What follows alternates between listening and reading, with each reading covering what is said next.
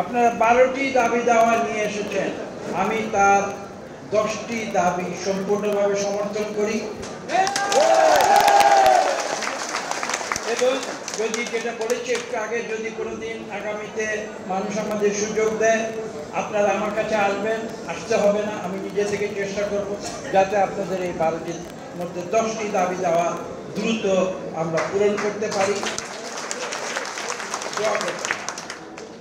দুটি দাবি সম্বন্ধে আমার কিছু বক্তব্য আছে, আমি খোলাখুলি বলছি, কিছু মনে করবেন না, আমার উপর রাগও করবেন না। একটা হচ্ছে 3 নম্বর, সিএনজি অটোরিকশার জন্য সারা বাংলাদেশের হাইওয়ে খুলে দিতে হবে।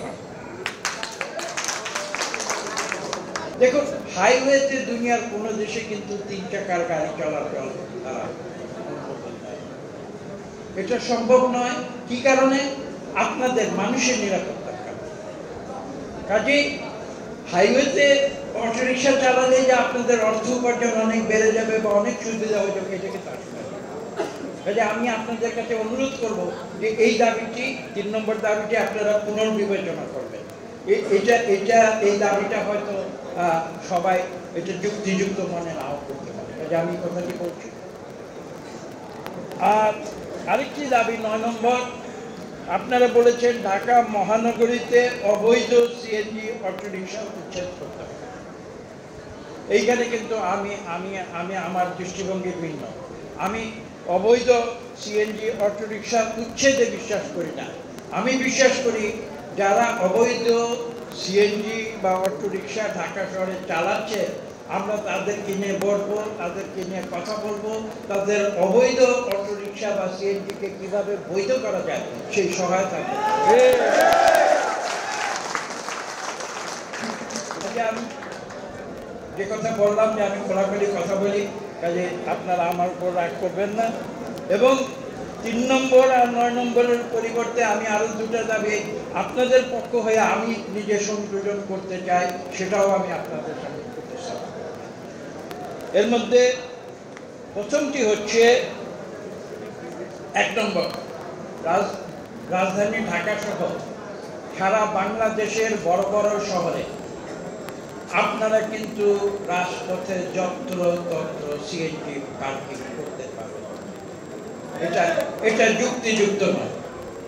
এতে যে শুধু আপনাদের ক্ষতি হচ্ছে তা না, এতে করে রাস্তায় যারা লক্ষ লক্ষ মানুষ গাড়ি যারা চলাচল করে, এটা একটা সমস্যার সৃষ্টি করে, যানজটের সৃষ্টি হয়।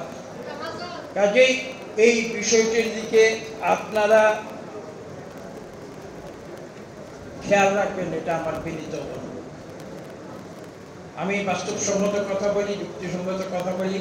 আমার কথা যদি অযৌক্তিক হয় আমাকে যুক্তি দিয়ে সেটা করবেন। রাজধানী সহ দেশের বড় বড় শহরের রাস্তায় এখানে সেখানে যত্র তত্র সিএনজি অটোরিকশা পার্কিং করা হয়, এইটা কিন্তু আপনারা খেয়াল রাখবেন। এবং 2 নম্বর, আপনারা যখন রাস্তায় চলাচল করেন তখন আপনাদের শৃঙ্খলাবদ্ধভাবে চলাচল,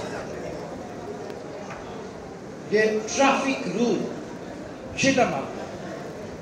নিয়ম ছাড়া কিন্তু কোনো জাতির কোনোদিন তারা সামনের দিকে এগোতে পারে না। কিছু নিয়ম মানতে কষ্ট হয়।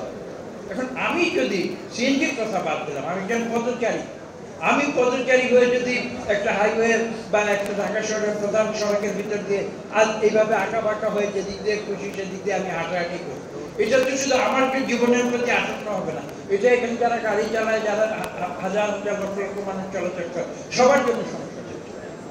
কাজে আপনাদের যুক্তিযুক্তভাবে আমি যেটা বলছি যে রাস্তার সর্বত্র যে ট্রাফিক ল অনুযায়ী শৃঙ্খলাবদ্ধভাবে বাঁ দিকে দিয়ে আপনাদের চলতে হবে। আমি এই 12টার মধ্যে 2টা আমি সমর্থন করতে পারছি না যৌক্তিকতা দিয়ে, এবং এই 2টা আমি যোগ করে আপনাদের 12টা দাবি দেওয়া পূরণ করি, মানে এই লিস্টটিটা পুরো করে দিলাম। এই লিস্টটি নিয়ে যদি আমার কোনো করার থাকে, ভবিষ্যতে জনগণ যদি আমাকে ভোট দেয়, আমি যদি সরকারের অংশ হই, ইনশাআল্লাহ 12টা দাবি প্রত্যেকটি আমি যোগ করতে